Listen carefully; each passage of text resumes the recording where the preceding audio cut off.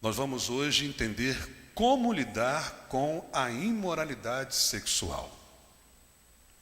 Nós temos visto que esse problema não tem sido um problema só da sociedade, mas também tem sido um problema na igreja de Cristo Jesus.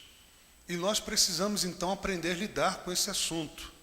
Então, para começar a nossa mensagem de hoje, nós vamos ler apenas, a princípio, o versículo 18 do capítulo 6 de 1 Coríntios. Quem achou, diga amém. Fujam da imoralidade sexual. Todos os outros pecados que alguém comete, fora do corpo os comete. Mas quem peca sexualmente, peca contra o seu próprio corpo. O que a Bíblia diz sobre a imoralidade sexual? E como nós vencemos hoje a imoralidade sexual? Não é desconhecido de nós que o nosso país hoje vive uma crise moral. Não só uma crise política, mas também uma crise moral. Uma crise também na área sexual. Nós vemos hoje uma depravação tão grande na área sexual que acreditamos que tem sido tão assustador, tem chegado a um nível tão alto de depravação que não acontecia antes. Hoje nós vemos a imoralidade sexual escravizando pessoas, destruindo famílias, deixando pessoas enfermas e tirando até a própria vida das pessoas. Esse problema é tão grave que a saúde, os médicos, o Ministério da Saúde está preocupado com esse problema, porque isso tem levado pessoas a adoecerem e a morrerem. E tudo começa com a questão do sexo. Então hoje é importante a gente parar para pensar sobre isso, porque não é apenas uma questão religiosa, é uma questão que afeta a sociedade, é uma questão que afeta a nossa família, é uma questão que também afeta a igreja. Então isso não é só um assunto religioso, isso é um assunto para a sociedade, para todas as pessoas. E a Bíblia, ela é tão atual. A Bíblia, apesar de ser um dos livros mais antigos do mundo, é o livro mais atual do mundo. Porque ela trata de um assunto atual, ela apresenta as causas desse problema, mas também ela apresenta a solução para esse problema. De modo que, se nós aplicarmos os princípios bíblicos na nossa vida, nós podemos vencer este problema, podemos superar esse problema que tem destruído muitas pessoas, muitas famílias, e por que não dizer até mesmo algumas nações foram destruídas por causa especificamente desse problema. Foi o caso de Sodoma e Gomorra e de algumas outras cidades que foram destruídas exatamente por causa desse problema chamado imoralidade sexual. Para Deus, imoralidade sexual é um pecado, é uma transgressão, é um crime, é uma depravação, é uma abominação. Talvez para a sociedade não, para algumas pessoas é uma coisa normal, mas para Deus Ele enxerga como um crime. E por que um crime? Porque transgride a sua lei. A Bíblia diz que Deus, Ele é tanto o legislador como o juiz. Legislador porque Ele estabeleceu suas leis. E nas suas leis Ele proíbe a imoralidade sexual. E como juiz, Ele julga aqueles que praticam tais coisas.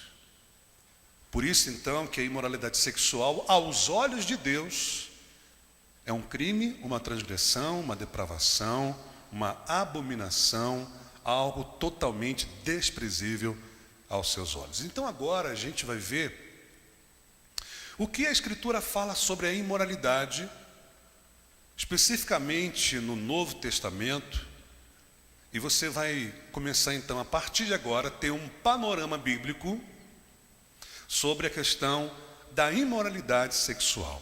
Eu vou procurar ser bem breve e objetivo sobre essa análise bíblica sobre esse assunto, para a gente ficar mais focado na solução para esse problema.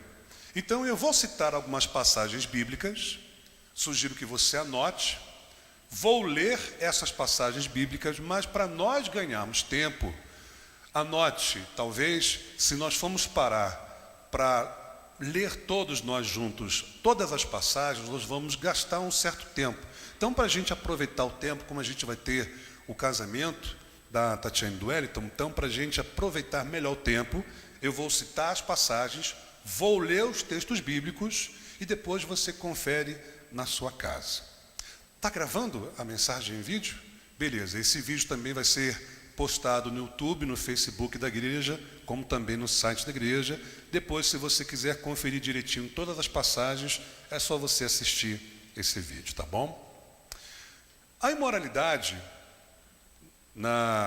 no grego, é porneia. Essa expressão porneia significa prostituição. Ela inclui a ideia de adultério, de incesto. Ela é traduzida em algumas versões da Bíblia como fornicação. É qualquer atividade sexual fora do casamento ou entre pessoas não casadas. Então, quando você encontra essa expressão na Escritura, imoralidade ou imoralidade sexual, está se referindo à prática do sexo fora do casamento, com pessoas que não são casadas. Então, isso é importante você entender, porque quando eu falar sobre imoralidade sexual, você então sabe que eu estou falando a respeito da atividade do sexo fora do casamento. Qualquer atividade sexual fora do casamento, que não seja entre marido e mulher, é imoralidade sexual. Ok? Bom, nós vamos aprender, vamos tomar conhecimento que a imoralidade sexual, ela sai do nosso coração. Faz parte da natureza humana, é obra da carne. E Jesus, ele traz essa ideia quando ele estava aqui presente neste mundo. Ele ensinou aos seus discípulos o que está lá em Mateus, no capítulo 15, versículo 19 e 20. Se você quiser acompanhar, pode acompanhando, mas eu vou ler, depois você confere, tá? Mateus capítulo 15, versículo 19 e 20, preste atenção para aquilo que Jesus disse a respeito da imoralidade sexual. Pois do coração saem os maus pensamentos, os homicídios, os adultérios, e observem, as imoralidades sexuais, os roubos, os falsos testemunhos e as calúnias. Essas coisas tornam o homem impuro, mas o comer sem lavar as mãos não o torna impuro. Jesus disse isso porque os judeus achavam que o que tornava o homem impuro era não se lavar as mãos, lavar as coisas, onde eles iriam usar para o alimento. Mas Jesus deixou aqui bem claro que o que torna o homem impuro é o que sai do coração. E uma das coisas que saem do coração é a imoralidade sexual. Por isso que Paulo vai nos mostrar em uma das suas cartas que a imoralidade sexual é algo que faz parte da natureza humana. Um texto que a gente vai examinar daqui a pouquinho. Ele também fala em Gálatas, no capítulo 5, que a imoralidade sexual é obra da carne. É coisa do homem, é do ser humano, da natureza pecaminosa. Então isso é uma coisa que é importante você tomar conhecimento. A imoralidade sexual, ela foi a única exceção que Jesus apresentou para o divórcio. Para você ver como que é tão sério essa questão da imoralidade sexual, que na época em que Jesus falou o que falou, que nós vamos ler, as pessoas se separavam por qualquer motivo. Mas Jesus só apresentou uma razão, um motivo que poderia levar alguém a se divorciar. Exatamente a imoralidade sexual. Se um dos cônjuges tivesse praticado a imoralidade sexual, ou seja, praticado a infidelidade, ter se relacionado com alguém que não fosse seu cônjuge, Jesus disse, neste caso, a pessoa pode se divorciar. Porque houve uma quebra de aliança. O cônjuge foi infiel ao outro. Então, neste caso, Jesus abriu uma exceção para a pessoa se divorciar. Você toma conhecimento disso lendo Mateus capítulo 19, versículo 9, que diz assim: eu lhes digo que todo aquele que se divorciar de sua mulher, exceto por imoralidade sexual, e se casar com outra mulher, estará cometendo adultério. Observe, eu lhes digo que todo aquele que se divorciar de sua mulher, exceto por imoralidade sexual, e se casar com outra mulher, estará cometendo adultério. Portanto, nesse texto, a única exceção que Jesus abriu para o divórcio é a imoralidade sexual. Logo, se um casal, se um cônjuge se separa do outro sem que ocorra a infidelidade sexual, ele se casa com uma outra pessoa, para o Senhor, ele vai estar cometendo adultério. A imoralidade sexual é um pecado contra o próprio corpo. E tem muita gente, até mesmo dentro da igreja, que não compreende essa verdade, e hoje a gente vai examinar com muito cuidado essa verdade com respeito à imoralidade sexual. Porque isso fala de uma realidade que nós estamos vivendo hoje. Que às vezes a gente trata essa questão, essa prática, como uma coisa tão normal, tão corriqueira, como se isso não fosse trazer uma consequência para as nossas vidas. Paulo vai nos dizer na sua primeira carta aos Coríntios, no capítulo 6, versículo 18, o texto que nós acabamos de ler, que é o texto de introdução da nossa mensagem. Paulo diz assim: fujam da imoralidade sexual. Todos os outros pecados que alguém comete, fora do corpo, o comete. Leiam agora comigo. Mas quem peca sexualmente, peca contra quem? O seu próprio corpo. Olha que coisa interessante.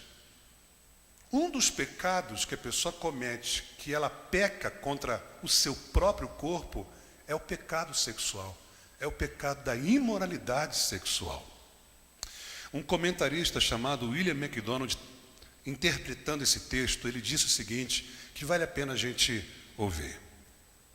A maioria dos pecados não tem efeito direto sobre o corpo de quem os pratica, mas a imoralidade sexual é singular no sentido de que afeta o corpo de forma direta. A pessoa colhe as consequências desse pecado em seu próprio corpo. E é isso que o apóstolo Paulo está querendo passar para a igreja de Corinto. Quando o indivíduo pratica sexo fora do casamento, ele vai sofrer consequências no seu próprio corpo. E aí é que está a questão, e aí que está o problema na sociedade brasileira de hoje.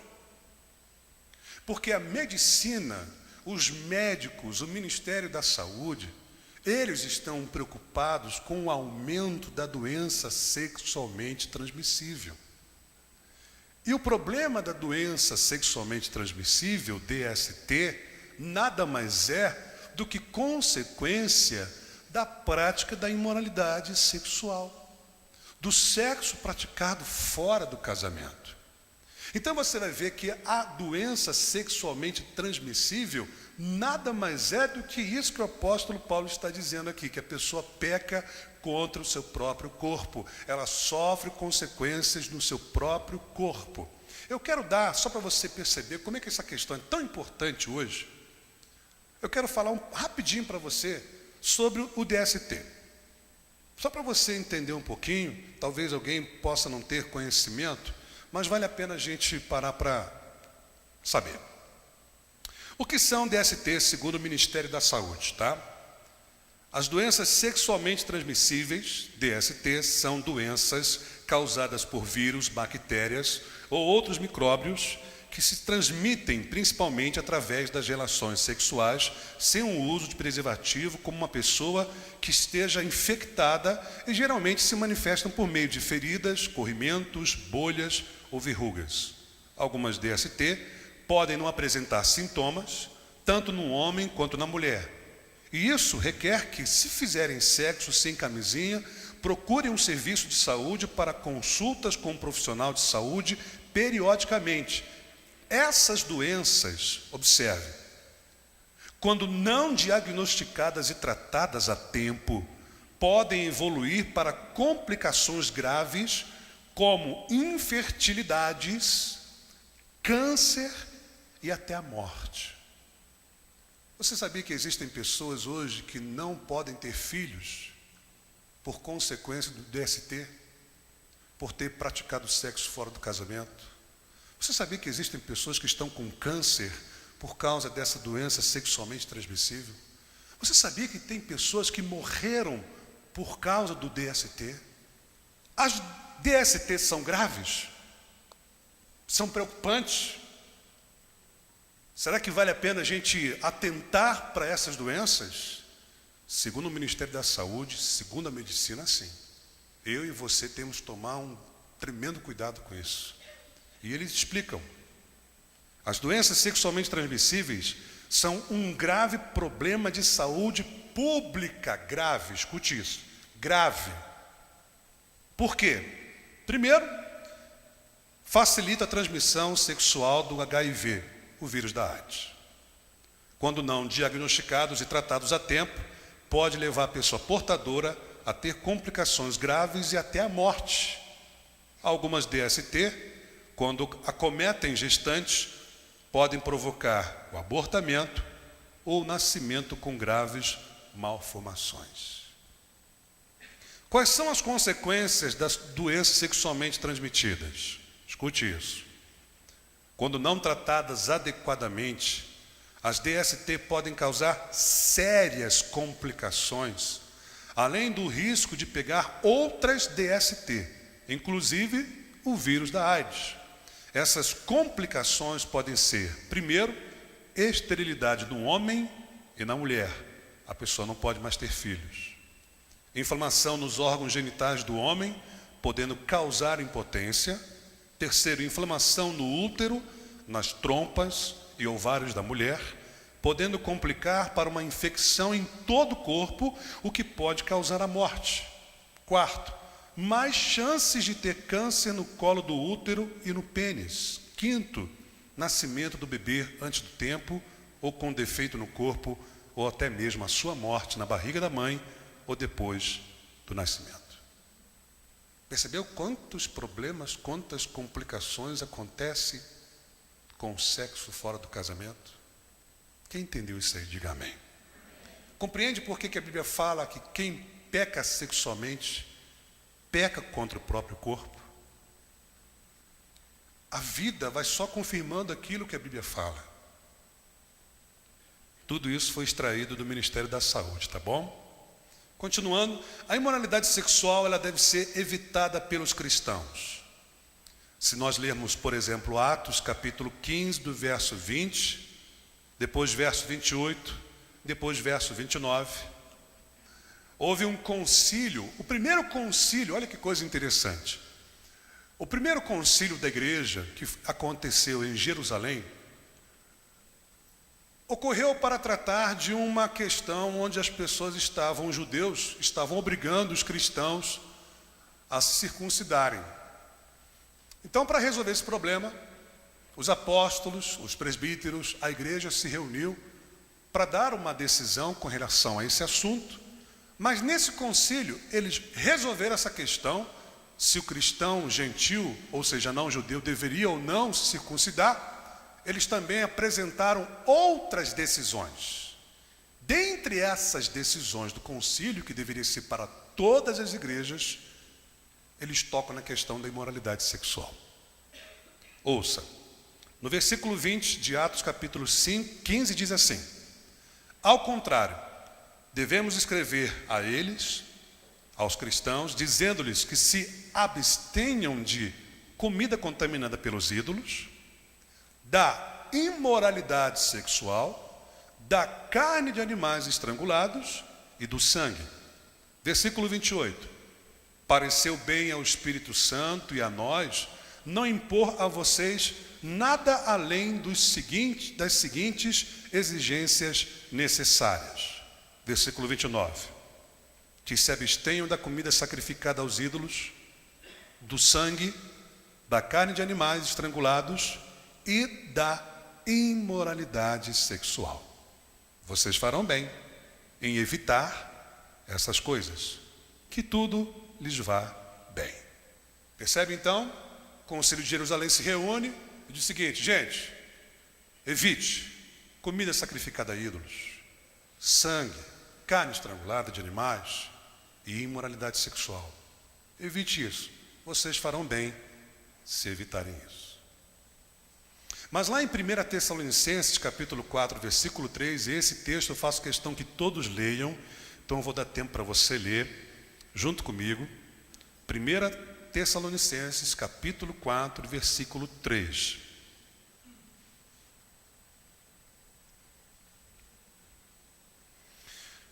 Quem achou, diga amém. Vamos ler juntos essa passagem. A vontade de Deus é que vocês sejam santificados, abstenham-se da imoralidade sexual. Que é um texto mais claro do que esse, onde nós compreendemos que a vontade de Deus é a nossa santificação e que nós devemos nos abster da imoralidade sexual, porque não existe santidade, santificação com imoralidade sexual. Porque, como nós já vimos, a imoralidade sexual nos torna impuros. Então, se nós queremos ser santos, viver uma vida de santidade, nós devemos nos abster da imoralidade sexual. Amém, gente? Beleza. Bom, se as consequências físicas da imoralidade sexual não foi suficiente para convencer a pessoa a pensar muito bem antes de praticar tal ato, vamos ver agora então que a imoralidade sexual resulta em juízo divino. Se você ler, por exemplo, 1ª carta aos Coríntios, capítulo 10, versículo 8, diz assim: não pratiquemos imoralidade como algum deles fizeram, se referindo aos judeus no deserto. Ele diz: e num só dia morreram 23.000. Paulo relembra aos coríntios que no deserto os judeus, se você ler o contexto, você vai tomar esse conhecimento, os judeus, dentre muitos pecados que eles cometeram, eles praticaram a imoralidade sexual. E quando eles cometeram a atividade sexual fora do casamento, a imoralidade, a Bíblia diz que 23.000 pessoas morreram num só dia. O que foi isso, pastor? Juízo divino sobre o seu povo.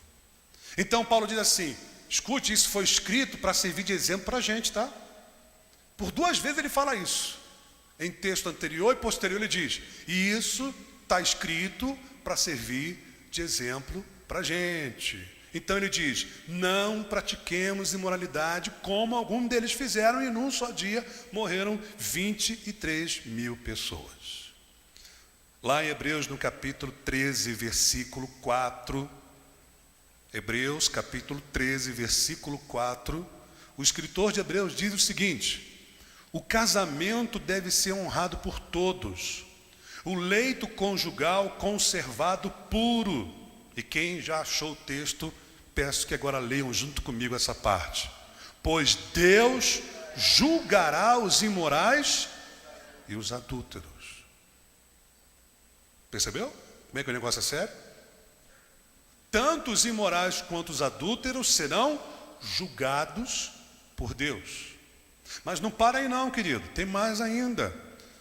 Lá em Apocalipse, no capítulo 2, do verso 20 ao verso 23.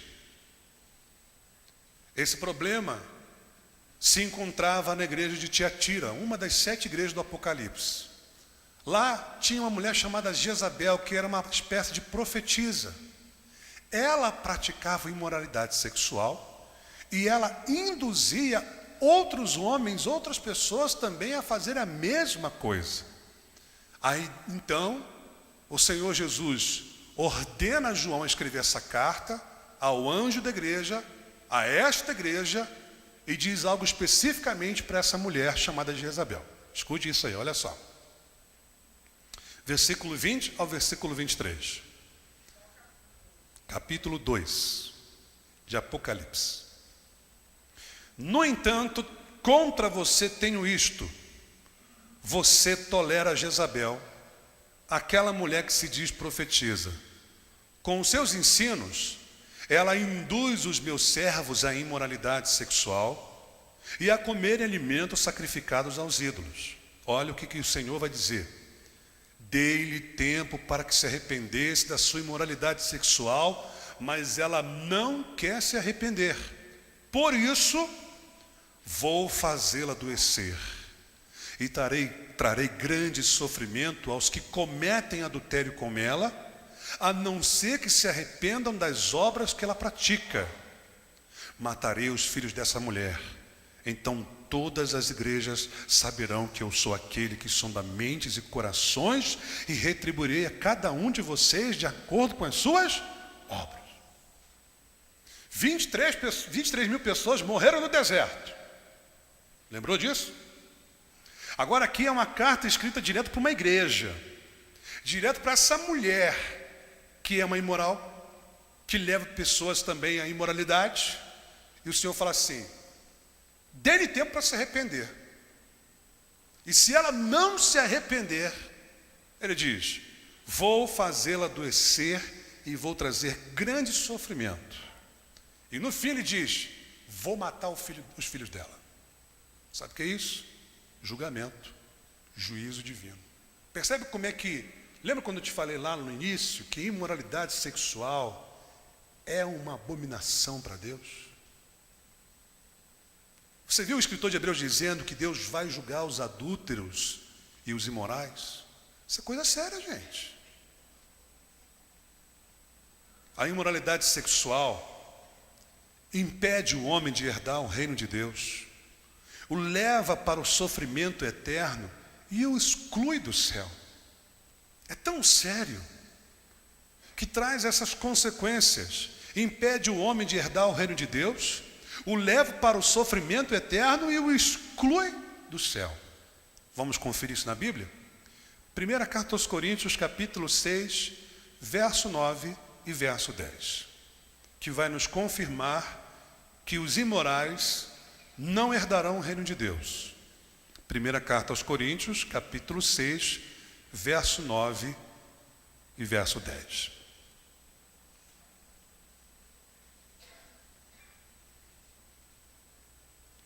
A imoralidade sexual impede o homem de herdar o reino de Deus. O texto diz assim, versículo 9 do capítulo 6 de 1 Coríntios: vocês não sabem que os perversos não herdarão o reino de Deus?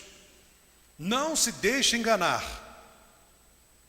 Nem imorais, já começa logo na primeira lista, nem idólatras, nem adúlteros, nem homossexuais passivos ou ativos, e nem ladrões, nem avarentos, nem alcoólatras, nem caluniadores, nem trapaceiros, digam comigo, herdarão o reino de Deus. Nessa lista está lá: nem imorais entrarão no reino de Deus. Mas eu também disse que a imoralidade sexual leva a pessoa para o sofrimento eterno. Em que base está isso? Em Apocalipse capítulo 21, versículo 8. Apocalipse capítulo 21, versículo 8.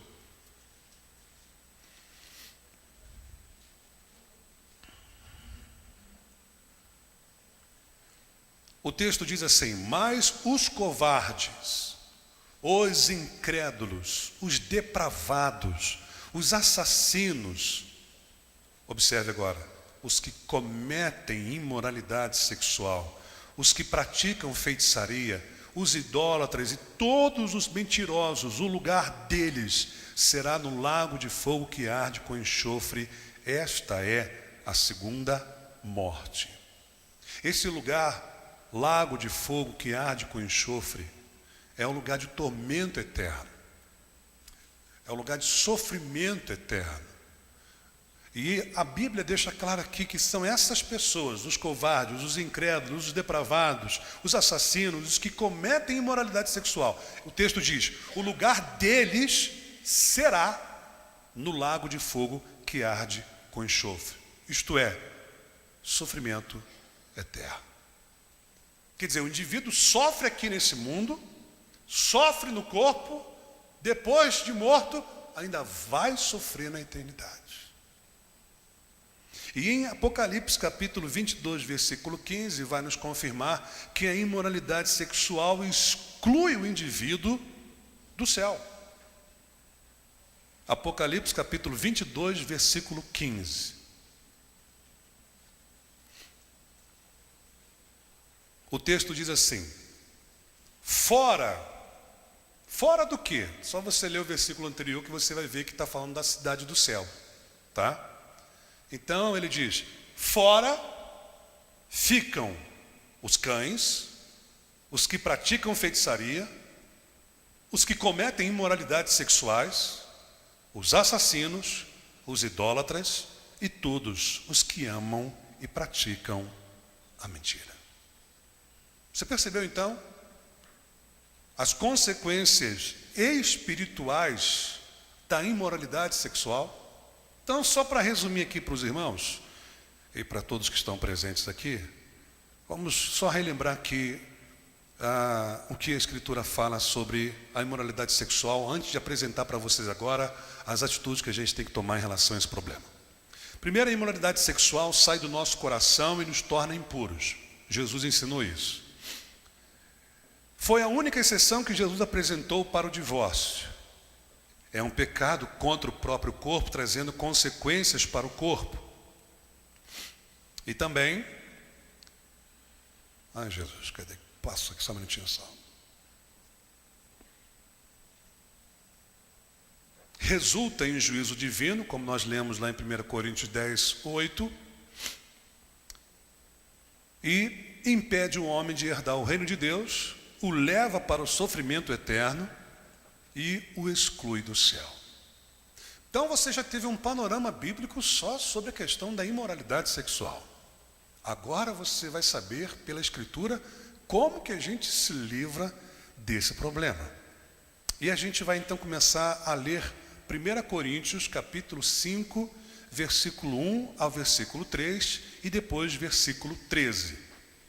Na igreja de Corinto havia uma pessoa que estava na prática da imoralidade sexual. Um jovem que estava tendo atividade sexual com a sua madrasta.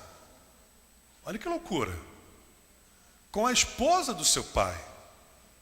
E a igreja sabia disso e não fez absolutamente nada para resolver esse problema. A igreja, ela tolerou esse jovem no seu meio, deixou ele continuar sendo membro da igreja, se reunindo com os cristãos como se aquilo não fosse um problema. Então Paulo fala sobre isso, escreve a carta só para falar sobre isso. Olha o que ele disse. 1 Coríntios capítulo 5, verso 1 até o verso 3 e depois o verso 13. Por toda parte se ouve que há imoralidade entre vocês. Olha que interessante, né? Por toda parte, ou seja, muita gente sabia desse problema na igreja de Corinto. Ele diz: por toda parte se ouve que há imoralidade entre vocês. Imoralidade que não ocorre nem entre os pagãos, ou seja, nem pagãos, gente que não era cristã, que não era crente, tinha essa prática, ao ponto de um de vocês possuir a mulher de seu pai. E vocês estão orgulhosos. Repare o que ele vai dizer. Não deviam, porém, estar cheios de tristeza e expulsar da comunhão aquele que fez isso? Apesar de eu não estar presente fisicamente, estou com vocês em espírito e já condenei aquele que fez isso, como se estivesse presente. Versículo 13. Deus julgará os de fora. Expulsem esse perverso do meio de vocês. Então, quando a igreja se depara com uma Jezabel da vida, ou com um jovem como esse, que persistia na prática da imoralidade sexual, que não queria abandonar a sua atividade sexual fora do casamento, cometendo esse pecado, esse delito, a solução é a exclusão, gente. Então é excluindo os imorais obstinados que se resolve o problema da imoralidade na igreja. Exclusão. Você chama o sujeito aqui, meu irmão, você vai se arrepender? Vai parar com isso? Vai deixar isso? E se ele disser que não, não tem outra saída. A solução é a exclusão. Olha o que Paulo diz. E vocês estão orgulhosos? Não deviam, porém, estar cheios de tristeza e expulsar da comunhão aquele que faz isso? Versículo 13. Expulsem esse perverso do meio de vocês. Você sabe por que tem que expulsar? Porque senão vai contaminar a igreja toda. Ora, se ele pode, eu posso também. E aí começa a influência, e aí quando você vê, está todo mundo praticando sexo fora do casamento. Por quê? A igreja não puniu, a igreja não disciplinou, a igreja não excluiu, então vale tudo. Pronto, é o que está acontecendo em muitas igrejas hoje. Tem igreja aceitando pastor em adultério, diáconos com problema de imoralidade sexual, músicos com problema de imoralidade sexual, diversas pessoas trabalhando na igreja com problema de imoralidade sexual. E isso só vai contaminando a igreja, só vai corrompendo a igreja. Qual é a solução? Aqui, vai mudar ou não vai mudar? Vai se arrepender ou não vai? Não vai não? Então, a partir de hoje você não é mais membro dessa igreja. Aqui você não vai fazer mais parte do nosso grupo, porque nós não concordamos com isso, e a Bíblia ensina que nós não podemos aceitar isso. Então aqui não é mais o seu lugar. Ponto. E qual é o objetivo disso? Levar o indivíduo ao arrependimento. Fazer ele repensar o que de fato é mais importante, se é o prazer carnal, ou se de fato é fazer parte do corpo de Cristo. E graças a Deus, pelo fato dessa igreja ter punido esse jovem, ter excluído ele da igreja, e por ter sofrido as consequências, ele se arrependeu e voltou novamente à comunhão na igreja. Mas e se não tivesse sido punido? E se não tivesse sido excluído? Ele teria influenciado toda a igreja a mesma prática. Então a igreja não pode tolerar o pecado da imoralidade no seu meio, e quem entendeu isso, diga amém. Mas Paulo vai nos mostrar que nós vencemos a imoralidade sexual permanecendo no estado de graça, ou permanecendo na graça de Deus. Como é que você entende isso? Lendo 1 Coríntios capítulo 6, do verso 9 até o verso 11. Eu vou explicar para você.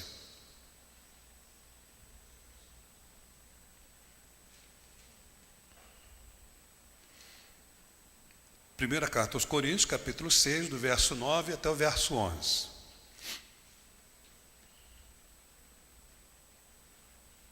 Quem achou, diga amém. Esses textos que nós vamos apresentar a solução para o problema, todos nós precisamos ler juntos, tá bom?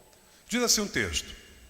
Um texto que nós já lemos, mas não lemos o versículo 11. E agora a gente vai ler. Eu vou ler o contexto para você entender por que eu vou ler o versículo 11, tá? Vocês não sabem que os perversos não herdarão o reino de Deus? Não se deixem enganar, nem imorais, nem idólatras, nem adúlteros, nem homossexuais, passivos ou ativos, e nem ladrões, nem avarentos, nem alcoólatras, nem caluniadores, nem trapaceiros herdarão o reino de Deus. Olha o que Paulo vai dizer. Assim foram alguns de vocês. Percebeu? Assim foram alguns de vocês. Alguns de vocês foram imorais, foram idólatras, foram adúlteros, foram homossexuais passivos ou ativos, foram ladrões, foram avarentos, foram alcoólatras, caluniadores, trapaceiros. Assim foram alguns de vocês. Foram, não são mais. E por que foram? Olha o estado da graça. Vocês foram lavados, foram santificados, foram justificados no nome do Senhor Jesus Cristo e no Espírito de nosso Deus. Vocês foram. Percebe? Eles foram idólatras, foram imorais, mas também ao mesmo tempo eles foram lavados, foram santificados e foram justificados. Agora eles estão debaixo da graça de Deus, porque eles foram lavados. O que significa isso? Que eles foram purificados espiritualmente por Deus. Como que Deus purificou? Pelo sangue do seu Filho Jesus derramado na cruz do Calvário. O sangue de Jesus nos purifica de todo pecado. Então eles foram lavados pelo sangue de Jesus, foram purificados. Mas também o texto diz aí que eles foram separados para Deus, porque o texto diz que eles foram santificados. O que é ser santificado? É ser separado para Deus. É um outro estado de graça. E o terceiro, o texto diz que eles foram declarados justos por Deus por causa da fé que eles colocaram em Jesus Cristo. O texto diz, foram justificados no nome do Senhor Jesus Cristo e no Espírito do nosso Deus. O que Paulo está querendo dizer com isso? Que outrora eles eram culpados porque eles foram adúlteros, imorais, caluniadores, mentirosos, mas agora eles foram justificados. Ou seja, foram declarados justos diante de Deus, pelo próprio Deus, pelo fato de eles terem crido no Senhor Jesus. Por quê? Nós somos justificados pela fé em Cristo Jesus. Quando eu creio em Cristo Jesus, eu sou justificado. Então é imputado a mim uma justiça que eu não tinha. É acreditado a mim uma justiça. Eu me torno justo aos olhos de Deus por aquilo que Jesus Cristo fez na cruz do Calvário por mim. Vou explicar para vocês rapidinho. Olha o que diz Romanos capítulo 3, para você só entender essa questão de ser justificado, que vale a pena a gente saber e entender, tá bom? Romanos capítulo 3,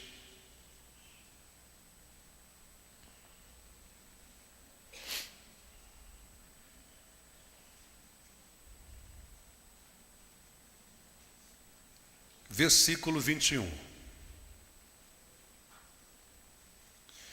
Paulo disse assim: mas agora se manifestou uma justiça que provém de Deus, independente da lei, da qual testemunham a lei e os profetas.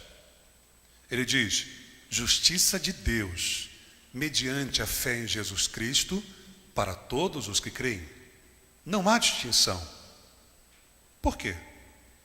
Pois todos pecaram e estão destituídos da glória de Deus, sendo justificados gratuitamente por sua graça, por meio da redenção que há em Cristo Jesus.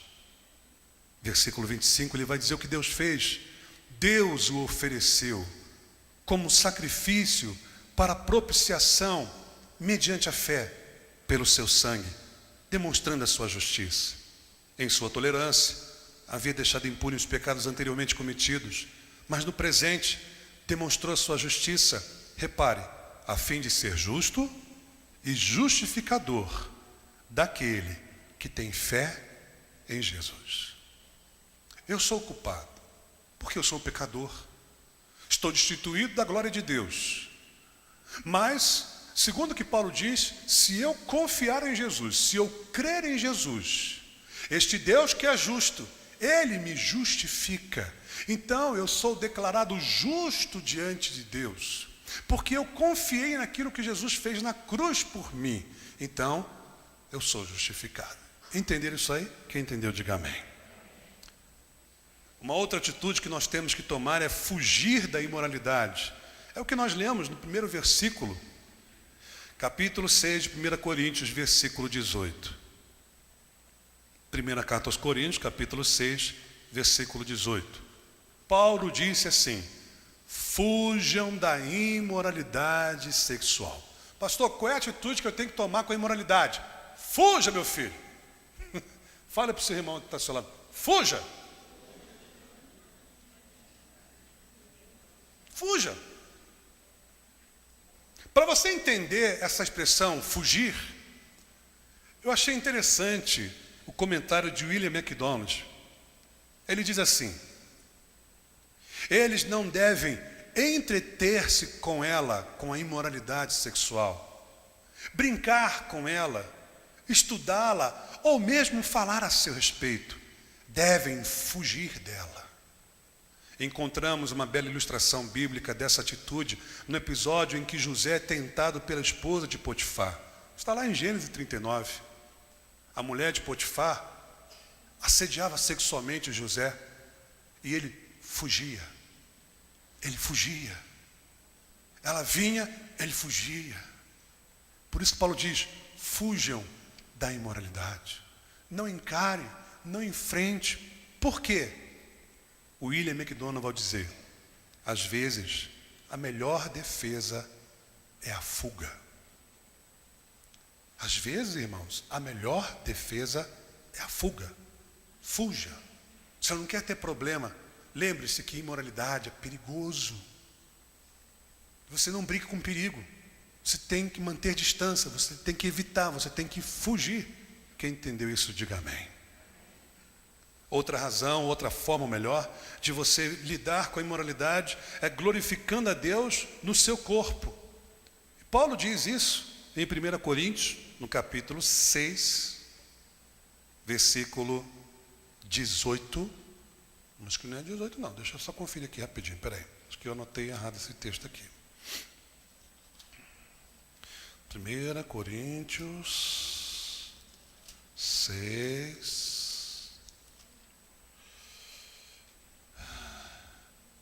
Cadê? Isso mesmo.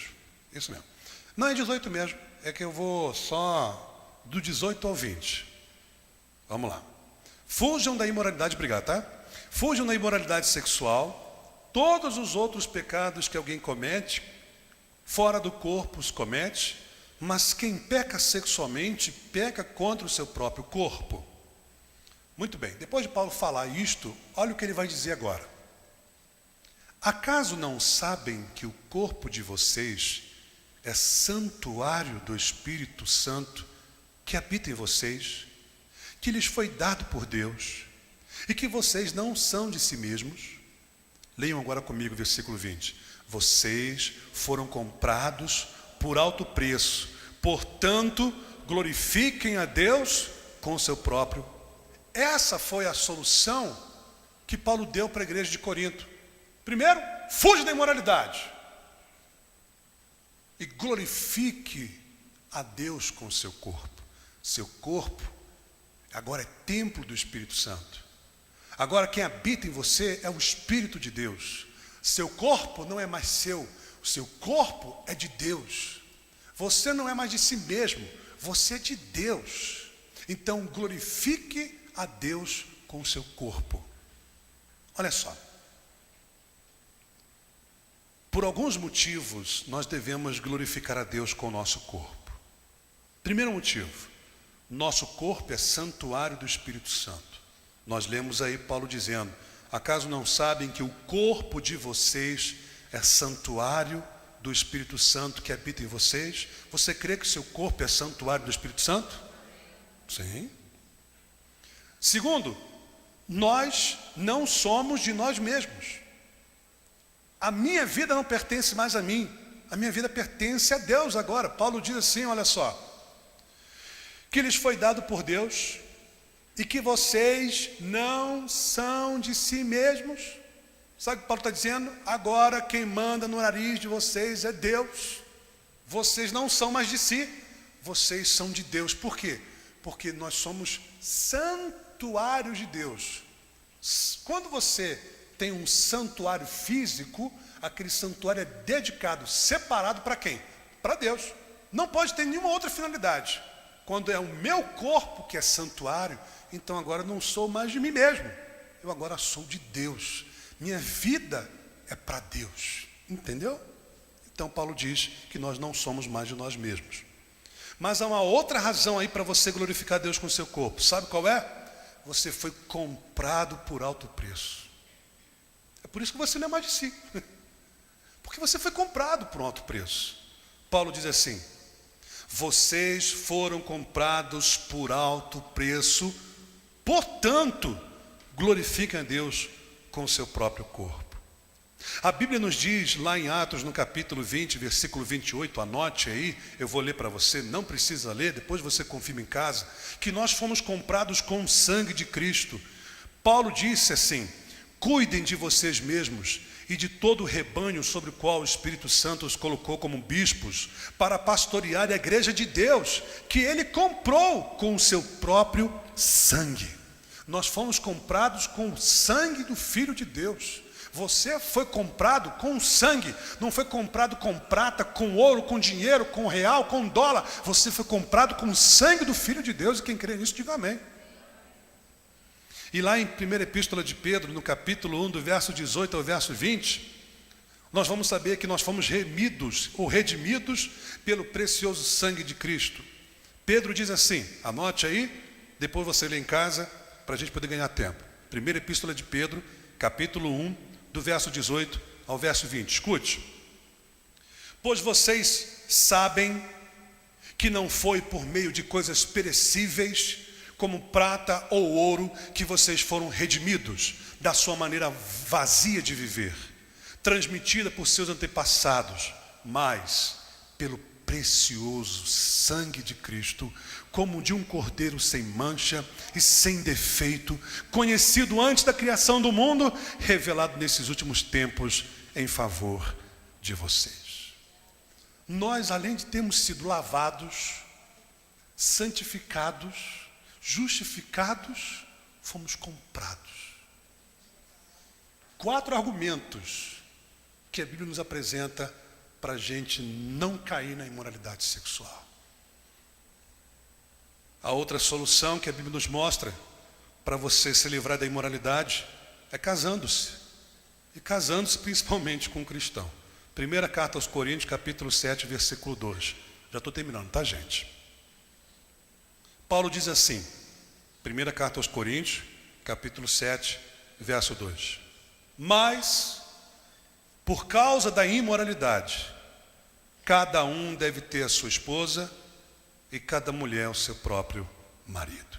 Note, mas por causa da imoralidade, cada um deve ter a sua esposa, cada mulher o seu próprio marido. Você não quer ter problema com a imoralidade? Case.